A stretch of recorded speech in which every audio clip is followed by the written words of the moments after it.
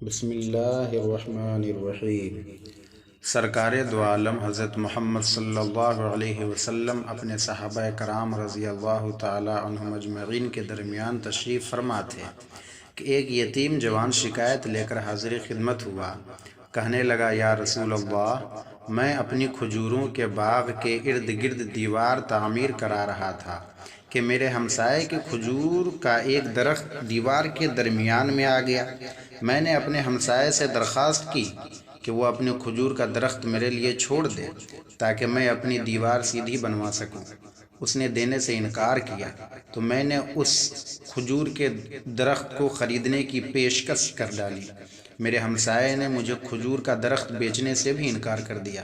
سرکار مدینہ صلی اللہ علیہ وسلم نے اس نوجوان کے ہمسائے کو بلا بھیجا۔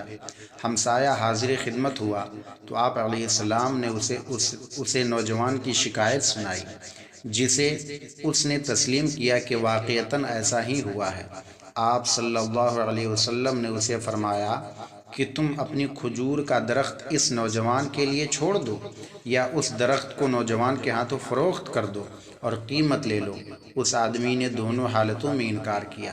آپ صلی اللہ علیہ وسلم نے اپنی بات کو ایک بار پھر دہرایا، کھجور کا درخت اس نوجوان کو فروخت کر کے پیسے بھی وصول کر لو اور تمہیں جنت میں بھی ایک عظیم الشان کھجور کا درخت ملے گا جس کے سائے کی طوالت میں سوار 100 سال تک چلتا رہے گا۔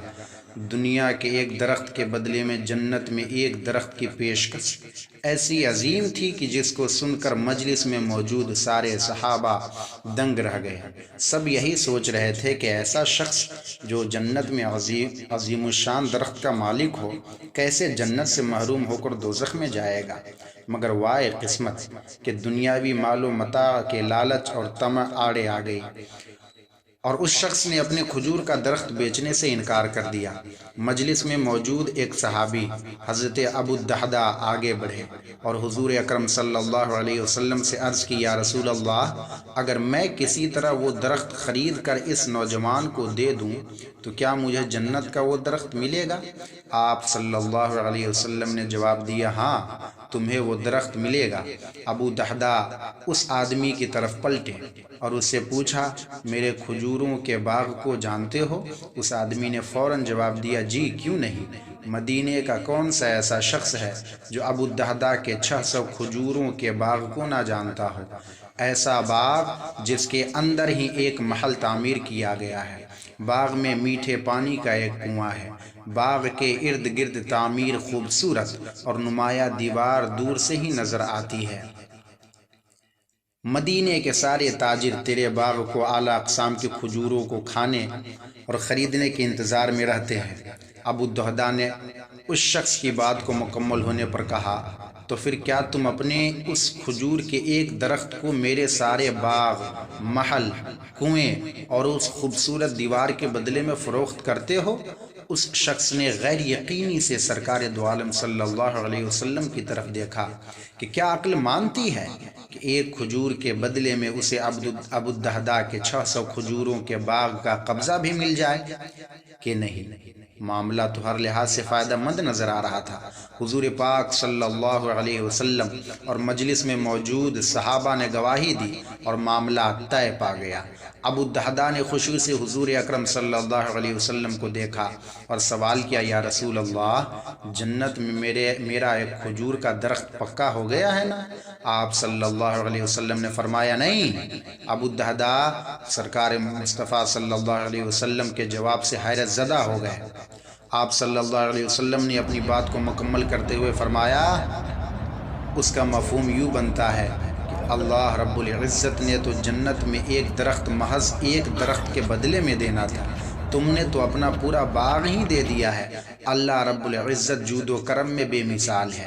انہوں نے تجھے جنت میں کھجور کے اتنے باغات عطا کیے ہیں، کثرت کی بنا پر جن کے درختوں کی گنتی بھی نہیں کی جا سکتی۔ ابو الدحداء، میں تجھے پھل سے لدے ہوئے ان درختوں کی کس قدر تعریف بیان کروں۔ آپ صلی اللہ علیہ وسلم اپنی اس بات کو اس قدر دہرا رہے ہیں کہ محفل میں موجود ہر شخص یہ حسرت سے کہنے لگا، اے کاش وہ ابو الدحداء ہوتا، اے کاش میں ابو الدحداء ہوتا۔